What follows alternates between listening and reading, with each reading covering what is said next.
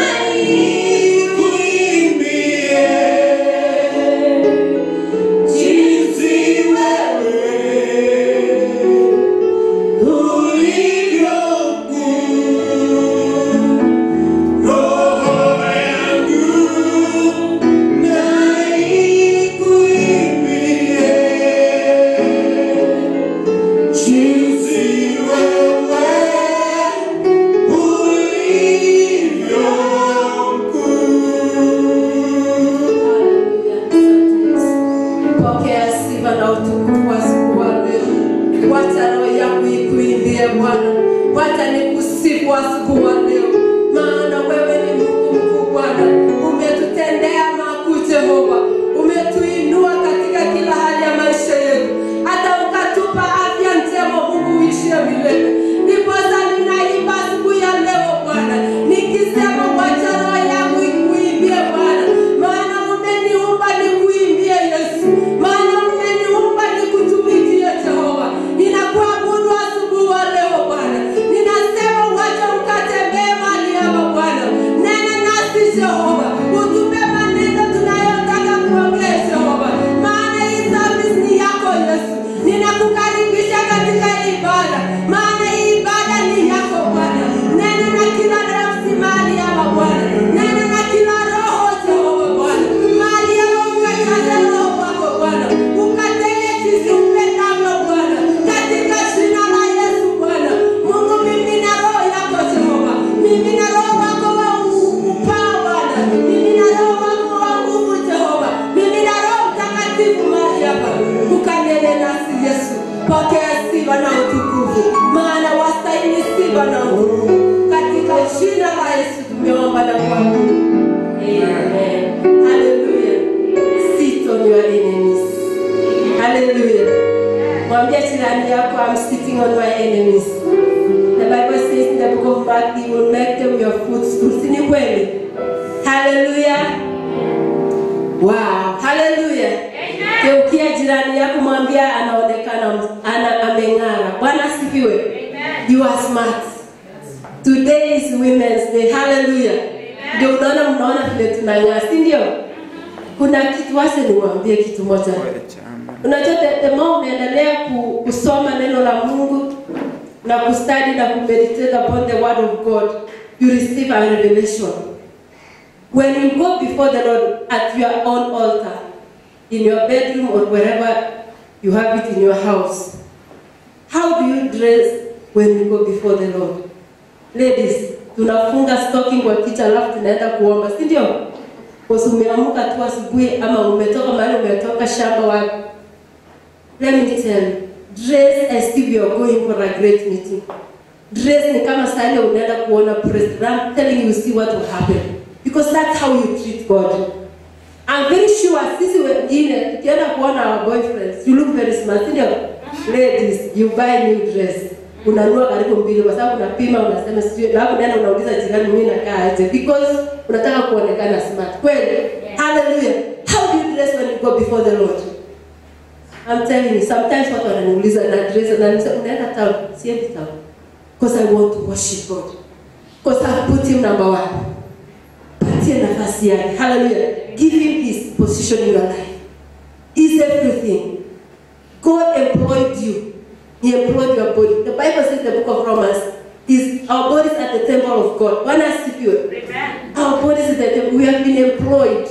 Hii mwili tu tukafalisha nguo, tukarembesha. But hii ni mali ya Mungu. Bwana asifiwe. Mwambie mwenzako mimi ni mali ya Mungu. I'm God's property. I'm God's property. Hallelujah. Because we are created in his image. Praise the Lord. When you go before the dress well, ambia Mungu nimekuja sasa. God, use me. Speak to me. Niambie, what do you want me to do for you, God? What do you want me to say? Hallelujah. Dress man. When you dress and you worship God, I'm telling you, he will feel appreciated. Bwana asifiwe. Atakuwa anakuambia tu, you look beautiful, you look wonderful, you look handsome. You know, God, and you will see how God works in your life. Praise the Lord. So the way we worship before the Lord matters a lot. Ndio msishangae kwa nini na kasma. Bwana asifiwe. Because cleanness is nearness to God. Si kweli? Praise the Lord. Amen. Hallelujah. Amen. Hallelujah. Today utajipatia headline. Naitwa topic kama headline. Okay. You can call it trusting God, relationship, I don't know. But today we are reading the book of Daniel. Ni kitabu tumesoea, tunajua. It's a story that we know. But there is something about this man of God. Hallelujah. Bwana asifiwe. Amen. The book of Daniel.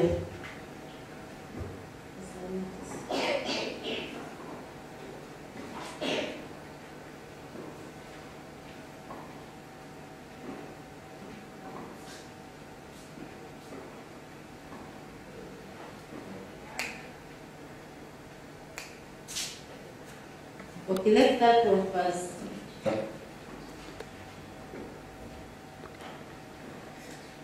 Let's start from verse 8. Hallelujah. Amen. The Bible says, at this time, some astrologers came for war and denounced the Jews. They said to King Nebuchadnezzar, may the king live forever, your majesty has issued a decree that everyone who hears the sounds of the horn, flute, sitar, lyre, harp, pipe, and all kinds of music must fall down and worship the image of God. And that whoever does not fall down and worship will be thrown into blazing furnace. But there are some Jews who have set over the affairs of prophets of Babylon, Shadrach, Meshach, and Abednego, who pay no attention to you, Majesty. They neither serve your gods nor worship the image of gold you have set up. Furious with rage, Nebuchadnezzar summoned Shadrach, Meshach, and Abednego. So these men were brought before the king. And Nebuchadnezzar said to them, Is it true, Shadrach, Meshach, and Abednego, that you do not serve my gods or worship the image of gold I've set up? When you hear the sound of the horn, flute, sitar, lyre, and harp, pipe, all the kinds of music, you are ready to fall down and worship them. The image I made, very good. But if you do not worship it, you will be thrown immediately into the blazing furnace. Then what God will be able to rescue? Okay. Then what God will be able to rescue you from my hand? Shadrach, Meshach, and Abednego replied to him, King Nebuchadnezzar, we do not need to defend ourselves before you. In this manner, if we are thrown into the blazing furnace, the God we serve is able to defend us from it, and he will deliver us from it, and he will deliver us from your majesty's hand. But even if he does not, we want you to know, your majesty, that we will not serve your gods or worship the image of or worship the image of God you have set up. Then the king Nebuchadnezzar was furious with Shadrach, Meshach, and Abednego, and this attitude towards them changed. He ordered the furnace heated 7 times, hotter than usual, and commanded some of the astrologer soldiers in his army to set up Shadrach, Meshach, and tied up Shadrach, Meshach, and Abednego, and thrown into the blazing furnace. So these men, wearing their robes, trousers, turbans, and other clothes, were bound and thrown into the blazing furnace. The king's command was so urgent and the furnace so hot that the flames of the fire killed the soldiers who took up Shadrach, Meshach, and Abednego. And these 3 men, firmly tied, fell into the blazing furnace. Then King Nebuchadnezzar leaped to his feet in amazement and asked his advisors, weren't there 3 men that we tied and threw into fire?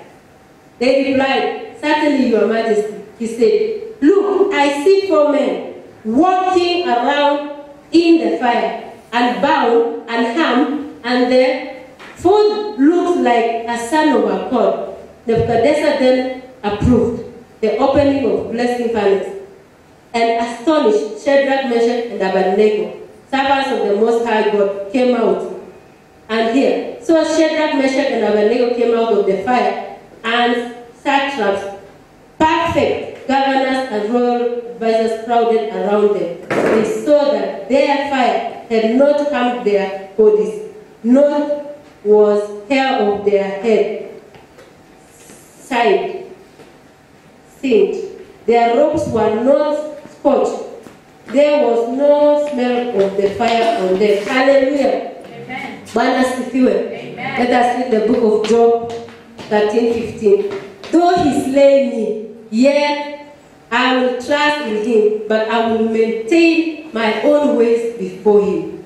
Bwana asifiwe. Hallelujah. We are looking at Shadrach, Meshach, and Abednego. Hallelujah. Their faith and trust in God. When you love someone, you trust. Hallelujah. Love and trust goes together like this. Hallelujah. There's no way you love without a trust. And there's no way you trust without love. Hallelujah. The relationship of Shadrach, Meshach, and Abednego was so strong that if they didn't care what King Nebuchadnezzar was planning for them. Hallelujah. I love that kind of faith. Hallelujah. How many of you love our pastor so much? Ukiambiwa sasa wacha ukatwe kidole moja because of of our pastor. Hallelujah. Wangapi watakubali? Si ndio? Mnakataa, si ndio? Kumaanisha kwamba the trust au trust yake kabisa, the love itafika kiwango, si ndio? But Shadrach and Meshach Abednego, their love was so strong, they were bound. Personal relation between them and God was so strong. My skin, like your umbilical God has been connected to the Holy Spirit. Kama unatembea, you feel something. Ni kama unabeba mimba. Hallelujah. You feel like kuna kitu unabeba hapa, si ndio? Hallelujah. Bwana asifiwe. The love of Shadrach, Meshach was so strong. Hey, you know, ile kitu mimi napenda, tutasoma in the book of Daniel chapter 6. The Bible says Daniel was so clean. Because there was no mistake he had and everything. But people conspired around him and said, we have looked for any mistake in Daniel's life, but we have not found. So they decided, well, how can we catch him? Tunataka kumtesa yeye. How can we catch him? So they conspired and they passed a law. Like in our government, when they wanted something, they have to change the constitution. So whatever they want, you have to put it in the constitution, then you pass it so that it can work. One has to do it. So in this case, Daniel was the same thing. They did the same thing for Daniel. But Daniel loved God so much. He prayed like 3 times a day, praying before God. And now they passed a law that there should be no other God to be worshipped except of that of Him who. Hallelujah. You don't know your Bible. They say there's no other God that should be worshipped except of that idol. But Daniel refused. He said, I will not. So in this life, si lazima ukuwe umefanya makosa in the place of the work or kwa jirani yako. No. They can conspire and say you stole, you will leave. Na hukuiba. And wakalete mpaka evidence. What will you do? You will give up. Would I give up or you will stand on your ground? Today, this is trust. How much do you trust God in our life? We will get small troubles like this. Unashake, unasema unaweza kuayuka, sijui unasema sasa mtu anakuambia ukitaka pesa unifanyie hivi. And because you are in that problem, you give it. Kwa sababu sasa sina pesa na huyu amenipatia, wacha tu nifanye vile nataka. Ndio nifanye nini? Umeuza birthright. Bwana asifiwe. Can we be firm in God? We have not fully trusted God. That's why we are still hanging around our situation. We are in the same poverty here, come in, out. Are you tired of the same life? Maisha ya kawaida. Tumekaa tu. Shida kikuja kidogo tumecompromise. Na bado tunasema God, I trust. How can you trust God? Have you spoken to your problem? Whether come rain, come sunshine, I will not give up. I will trust God. Anitoe mali hapa. I will trust you, God. I have no one except you, God. May God help us. Hallelujah. To have faith like that of Shadrach and Meshach. What makes me happy is that wakasema moto inachoma mara 7. But they stood to say no, we can't change our minds.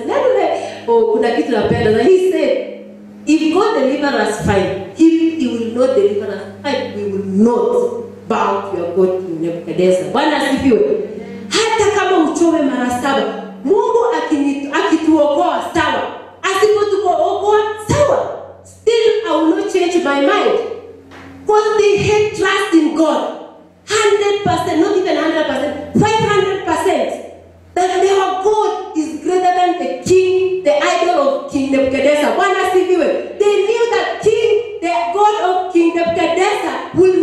deliver anyone, will not heal anyone, will not do anything in their life. Bwana asifiwe. King Nebuchadnezzar was just a man like them. And the God that he created was like him. So, but the God that they were worshiping was more greater. That's why they were not even shaken. They was not even disturbed. Hawakuwa wanashtuka watu wanashaka kuna wizi. Unajua inachoma mara 7. So we change mind. Say, no, we can't. After ikichoma 1,000 times, we cannot change our mind.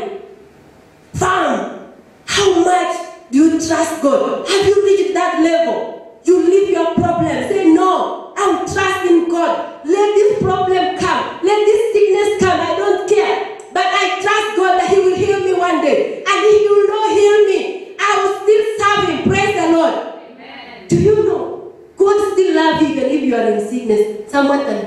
You can still be a friend of God. That does not mean that you are not a friend of God. That does not mean that God hates you because he has not healed you. He knows his time. Hallelujah. He knows his time of your healing. What we need to know is every day as we trust in God, let us keep hoping for that one morning.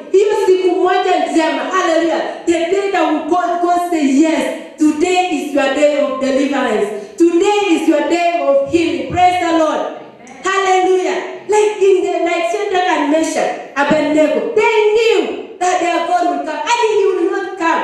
They will still love God. They will still worship him in that fire. They were prepared. Let me tell you, somebody that has got nothing to lose, they will do anything because hakuna kitu kingine. Sio kweli? Have we reached that level? Have we reached that level? Hallelujah. That will say that no matter how this prophet is pushing me, I will still trust in my God. I will still worship God with condition, not complaining. Hallelujah. I was reading a book. And that how when God told Adam and Eve they should not eat the fruit at the Garden of Eden, and Adam left Eve, and Eve was had that talk with the serpent, and he ate the fruit and something like that. So when God asked Adam, "What have you done?" He said, "It's the woman." You know what he did? He transferred dominion to the woman. That time, God stopped talking to Adam. He spoke to Eve. Eve, what have you done?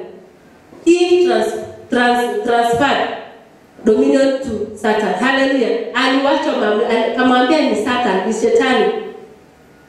Hallelujah. But Satan kept quiet. He never blamed anybody. That's why he still rules the world. Because he doesn't push blame. Hana mtu wa kumpatia blame ati fulani ndio amenifanyia hivyo. Kumbe kunyamaza ni mzuri sana. Bwana asifiwe. It's a weapon. It makes you to have your dominion. Bwana asifiwe. Kwa sababu hakuna mtu mwenye ana read mind yako. You will have your dominion. People will just complain, keep quiet. At the end of the day, those people who keep quiet, they have power. Hallelujah. Satan kept quiet. Man blamed the woman. The woman blamed the Satan. Satan kept quiet. Hallelujah. Amen. When you complain, your power will be shifted to the person that you complained to. Ni fulani, ni mama fulani. Bwana asifiwe. But when you keep quiet, solution will come. Bwana asifiwe. God will speak to you. If I wish ingekuwa if hiyo ningenyamaza ndio Mungu aendelee kuongea na mimi. Bwana asifiwe. Because when Adam said it was Eve. It was the woman that you gave me. God stopped talking to Adam and spoke to who? To Eve. Akaongelesha Eve. Hallelujah. Dominion shifted. Bwana asifiwe. Naye instead ya kunyamaza akasema Shetani. Bwana asifiwe. Hallelujah. Bwana asifiwe. So let us have that trust of God. Let us trust God completely. Don't trust God knowing that kama hauna pesa unasema fulani nikiomba atanipatia pesa. You have not trusted God. You have not. Because you have an option in your mind. Sindio? Uko na option. Unajua nikienda mahali fulani nitasaidika na bado unasema you trust God. You are not trusting God. Let us tell ourselves the truth today. Bwana asifiwe. Praise God. Waje tujiambie ukweli. Bado uchafu. Nasema trust kuamini Mungu kikamilifu. Kama bado kuna kitu umeshikilia bado Shadrach, Meshach and Abednego hawakuwa na kitu ya kushikilia.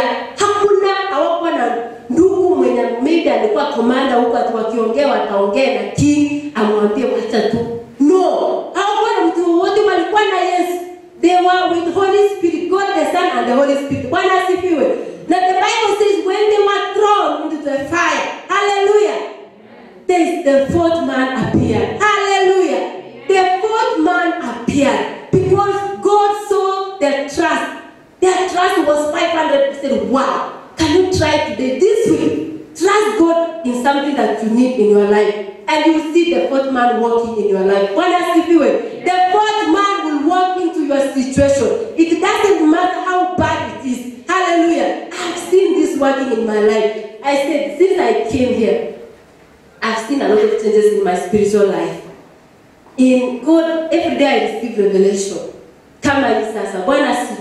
When I read that verse, I was touched. For many years, I've wasted.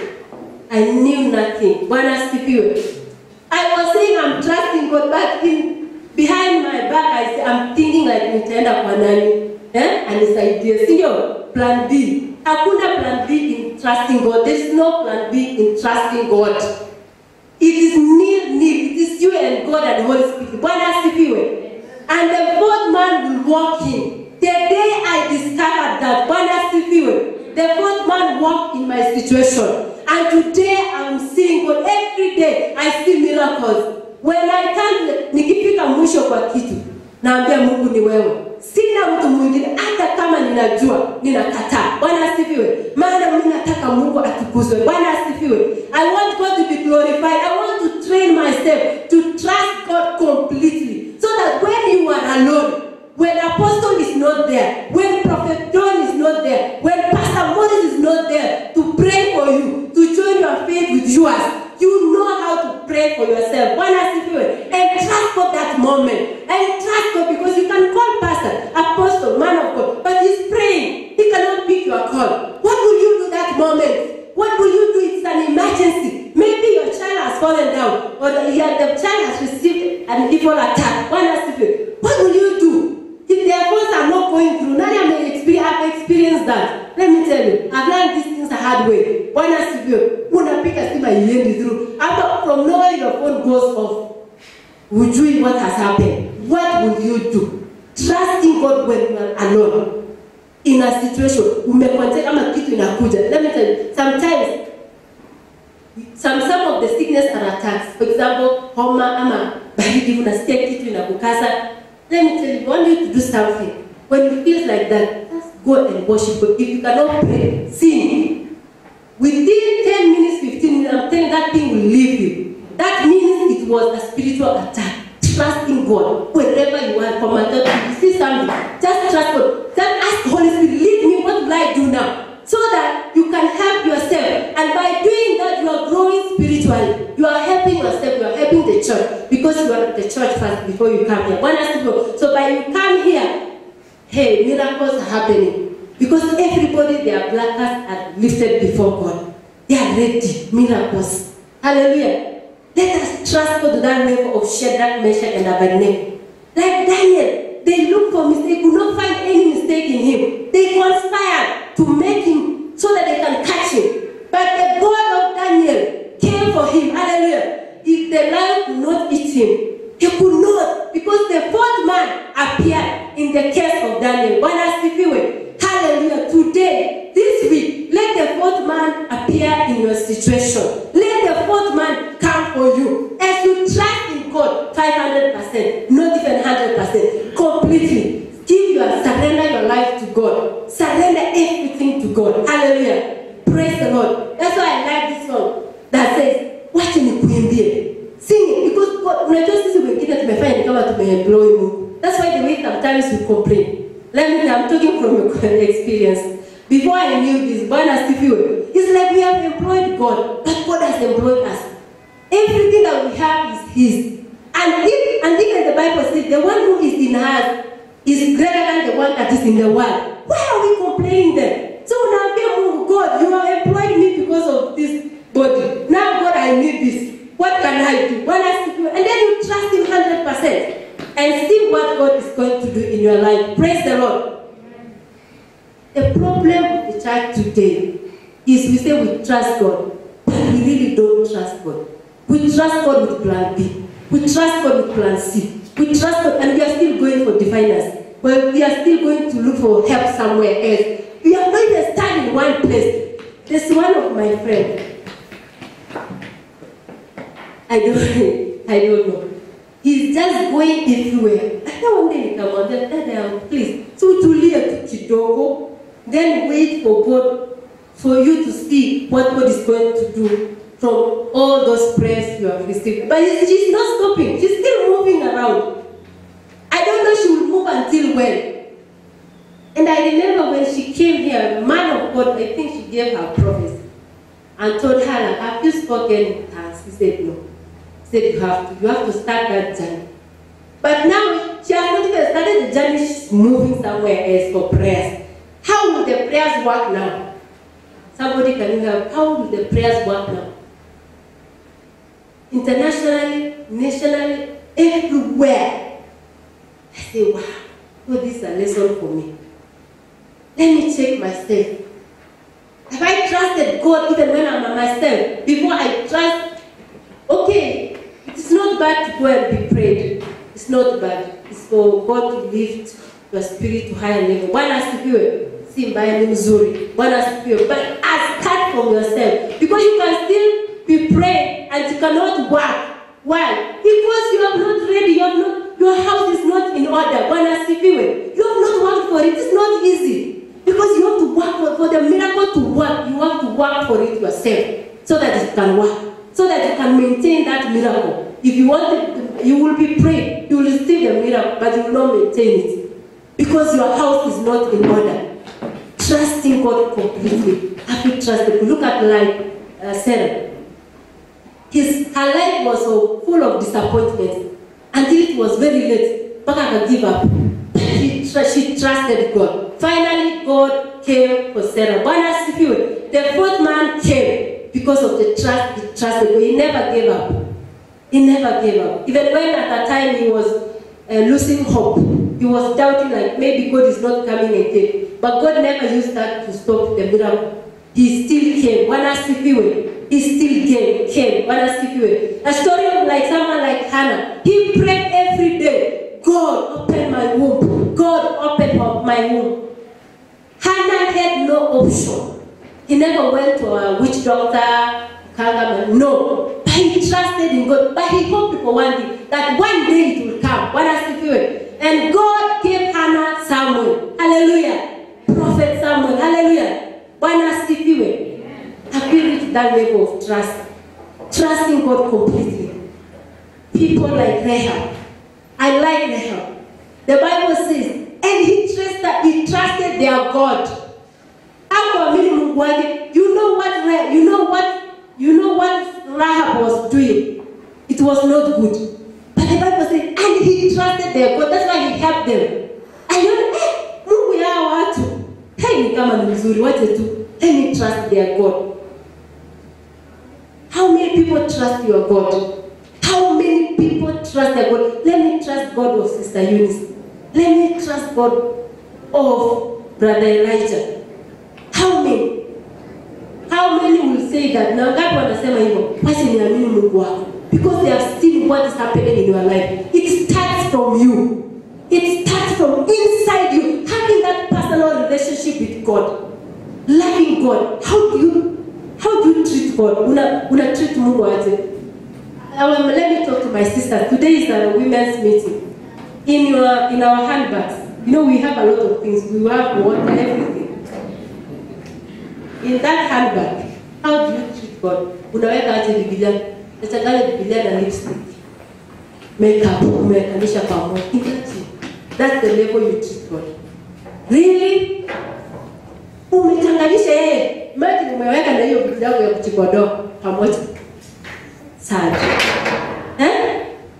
Where is God? The way you pack your things. Hey, Pastor, man of God, I think you agree with me. Tunapack vitu mingi sana. But vile tunaweka Biblia. How do you put your Bible? Unachanganya makeup, Unajua polisema ni nini yote naweka pamoja na lip balm unaweka to your Bible unawekanisha pamoja na kwa kuja unasema you love God. Really? Is that the level you love God? Na unakuja unainua Mungu and you want God to visit you. And you want God to speak to your life. Unataka maana kwenda kusimama aite jina lako. How? Praise God. Hallelujah. It's not going to work like that. Let us put God in his position. Let us trust him. Let us show him. He will be happy. The Bible says God commands a blessing where there is unity. The unity starts from you, yourself. When you are united or your mind is in Kakamega, your head is in Nairobi, your heart is in Mombasa. Imagine you are scattered all over. And you want God to move in your life. It's not going to work. Hallelujah. Praise the Lord. Unity starts with you yourself. You have to be united. One thing. When you are in one thing, you speak in one. And that's why when people were speaking in one language, they were able to build the Tower of Babel, Tower of Unity. They were speaking one language. It's very powerful. It's not easy to break people that speak in one language. Not possible. Even the devil himself cannot. When God saw that, he had to scatter them in different language. I'm telling you. And that's why the devil today fight families. Why? If you find a family that they are united, see those people, they go far. The devil will never break them. Hallelujah. Hallelujah. Praise the Lord. Because it starts with us. Let me say, that's a man. If there are two people here, man of God, who are in one spirit, this place will be filled. And that's why God asked, was it Lord? How many? He said 2, 3. He said 3 people who worship me into saying that. Hallelujah. Ask yourself, starting from yourself, where am I united myself? Or my heart is in Kisumu. Another body is in Mombasa. You are scattered. God cannot move unless you are united and trust God. That this is the God I want to worship. That is why look, our brothers on the other country, they move very fast because they understand the spiritual things. They're very powerful. Make it go far. One has to feel. Altars, you start with yourself. Make an altar with your heart. That's why I say every day make an habit, a character of. You have a certain time in the day. Every day. Even this 20 minutes, 1 minute, 3 minutes. Make sure no matter hata kama uko kwa matatu kutashuka. And say, this is the time I've set to speak with my God. I want to talk to God. Make it a character. A time of you meet with your God. Say, God, I will meet. This is the time I'm going to speak with God, to pray. Even if it is 2 seconds, one has to do it. God will honor that. God, that trust, you build trust like that. One has to do it. Kila kitu inaanza pole pole. When you build that, unaendelea, inakuwa 1 hour, inakuwa like 3 times a day like Daniel. One has to do it. You can make it 7 times. One has to do it. The Bible says Elijah was anyone like us. He didn't want to come on in. But when make a difference, the Bible said he prayed earnestly. That means he spent more time in the presence of God. What does he do? Praise the Lord. Elijah spent many times in the presence of God. He reached at a point and come again, really? God, this is awesome. Now, I want to know. I don't want them to rain for 3.5 years. 3.5 years. What does he do? And rain did not rain. Hallelujah. And he said, let it rain. And it rained. Hallelujah. Because of the poor marafiki. If there is prayer and pray, I'm telling you, I can pray like the one of, was it Enoch? The person that never saw death in his life. That's what I huh? Hello? Enoch. Are you sure? Are you sure? Enoch. Senior. Kwa marafiki mpaka wanapotea. Let me tell you, if it means preaching the gospel, you disappear, unapita kwa hiyo ukuta unaenda hupa. Hakuna gari imekupeleka, unapia tu wow. I'm telling you, it's very possible. When God becomes your friend, hallelujah, when God becomes your friend, you can be like him. He can make anything out of you. Bwana sifiwe. Anakufanya vile apendavyo. Bwana sifiwe. He will give you that. You can fly, you can see anything. Hallelujah. You see people will look at you when you scream, what supernatural X-ray. Hallelujah. And all vile damu yako is possible. The Bible says Elijah was anyone like us. But when he discovered to trust is wonderful. Can we be that today? Bwana asifiwe. ANC, Bwana asifiwe. Can we be one today? Uchiambie, God help me. I want to be among the number. I want to be among that number. Have that desire of seeking God in your secret place. Before you don't wait on Sunday mwakiwa mafuta. Bwana siku una mwakiwa mafuta inaingia ikifika pale nje imeisha. Ushafa ile nyingine. Kosi ulisikiaje? Niambie kucha nikwambie. Unaribu. Hallelujah. Kweli, my sisters, am I talking the truth? Is it true? Man of God, and you know how much he fasts for you during the week. How he cannot even pray. Let me tell you, these men of God, they don't pray. Well, umelala 12 hours. Jesus Christ, 12 hours. Usingizi tu, usingizi tu. When the devil knocks your door, that's after apostle. Apostle prays for you, you receive. Ukitoka tunaanza na tena. Praise God. Unaanza tena. You know the moment the Bible says, do not grieve the Holy Spirit. What does it? What is that grieves the Holy Spirit? Nini ina grieve the Holy Spirit? What is that? Nini? Gossip. Sindio? You don't have to speak. Just listening. Do you know what it does to your body? You conceive, you receive. Unaanza kuingia. Alafu ukiwa peke yako inakuhubiria. Start preaching to you. Akasema hivi, akasema.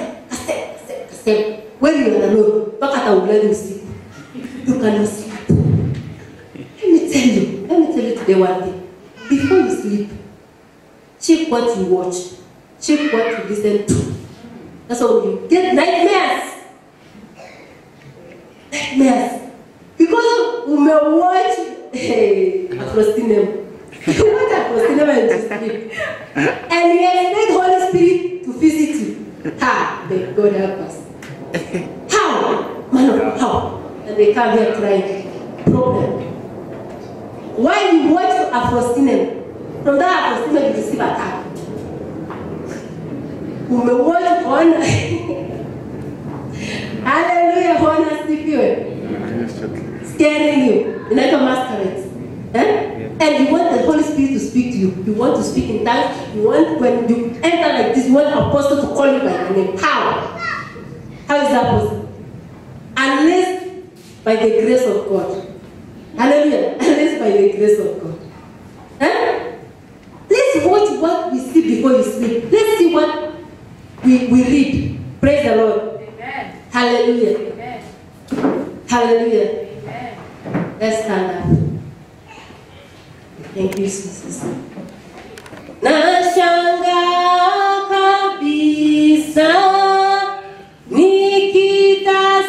nikitazama jinsi ulivyo.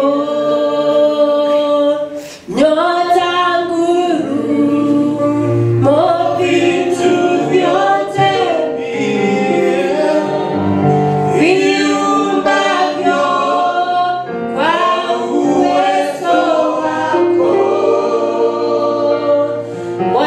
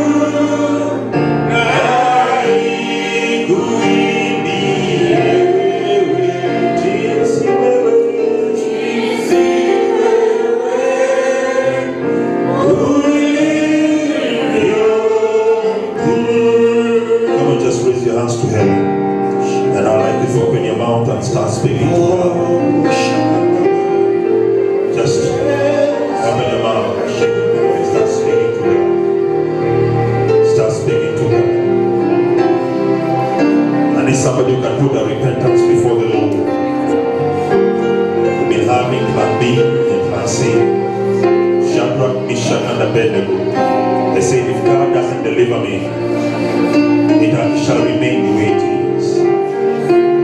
Somebody open your mouth and begin to put down repentance before the Lord. How has your faith been before the Lord? Are you full of faith? Are you faithful? Or are you lacking in faith? Have you been faithless? Would you open your mouth and tell God, my Father, I repent? Because many times I have many options, oh God. Many times I have not fully trusted in you. I try my own ways. I look at other people. I look at other things, oh God. But today, I put repentance before you. Somebody open your mouth and tell God, Father, have mercy on me. Somebody open your mouth and tell God, I repent for lack of faith. I repent for doubt. I repent of unbelief. I repent of trusting in men and trusting in other things, oh God. I repent of not fully trusting in you. I've set my eyes at other places, at other people, and other things, oh God. Have mercy on me. And as you're asking God to have mercy on you, put you open your mouth and ask Him that He shall give you faith like that of Shadrach, Meshach, and Abednego. You've heard the word, it has come to you. This is the kind of faith God is looking for. It's the kind of faith He cannot disappoint. A faith that fully trusts in Him. A faith that is unwavering. A faith that says, I am only focused on one. I will lift up my eyes to the hills. From where does my help come from? My help comes from the Lord, the maker of heaven and earth. Would you ask God to put faith in you today? Would you ask Him to give you solid faith today? Ask Him to give you the faith of Shadrach, Meshach, and Abednego, the faith of Abraham.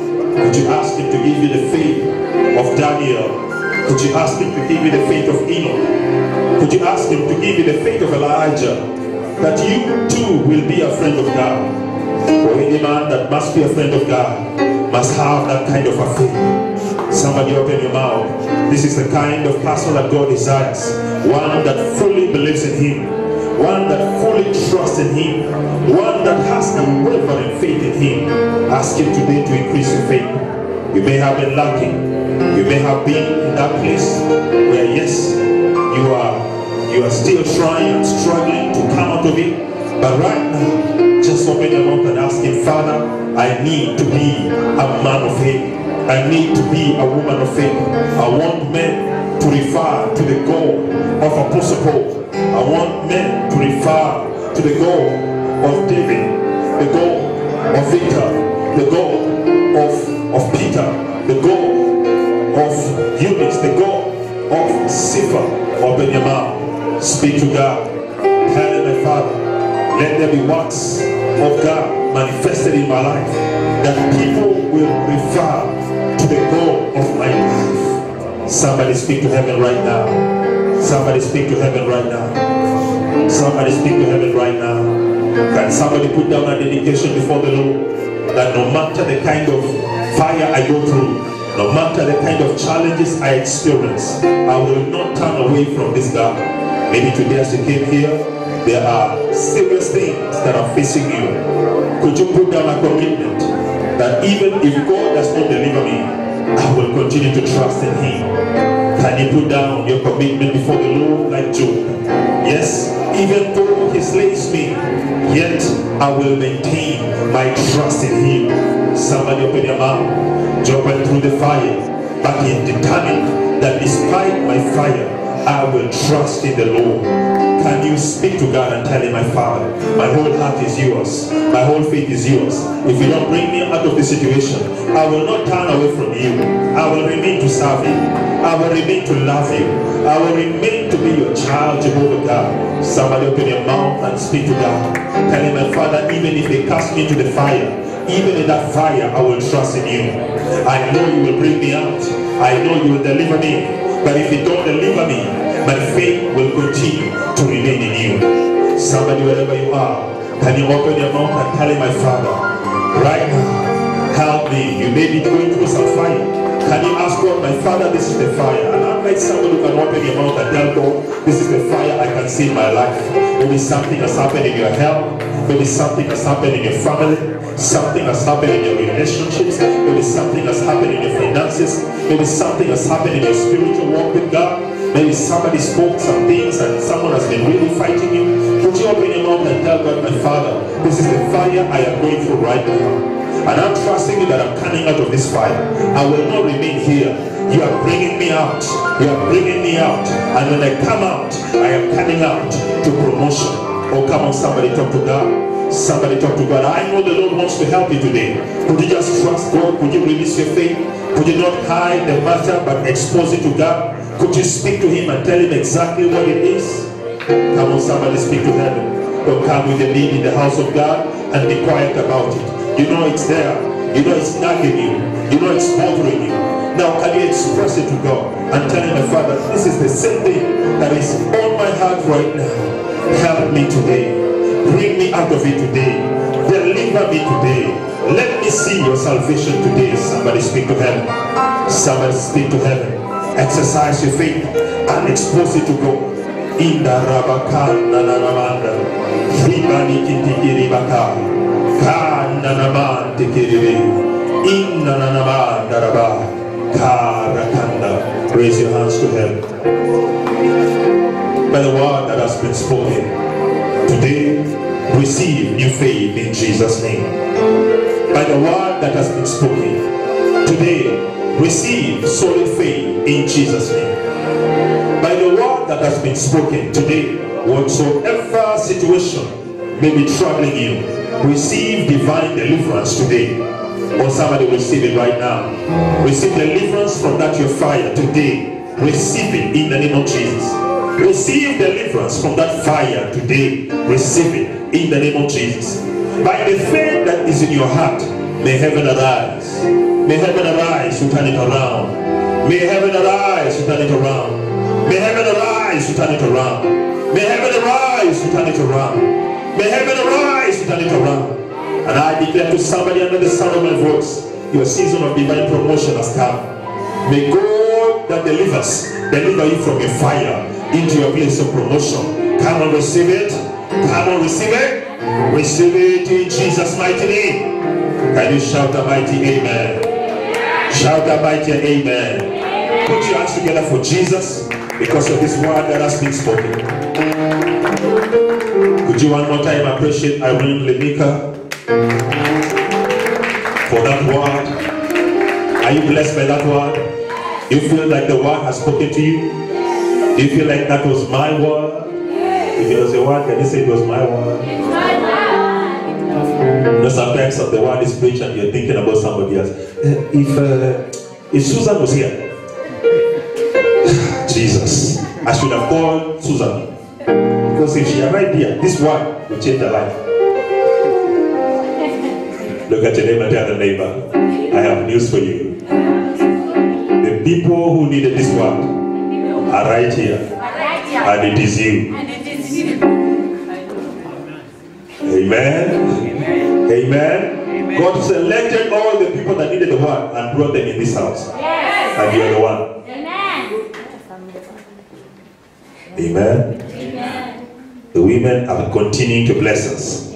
Glory to God. Can you put your hands together again for the women in this house? We appreciate you. I love you so much. God bless you and have more grace to your life. The second service, they are still continuing to minister to us. Amen. And we bless the Lord.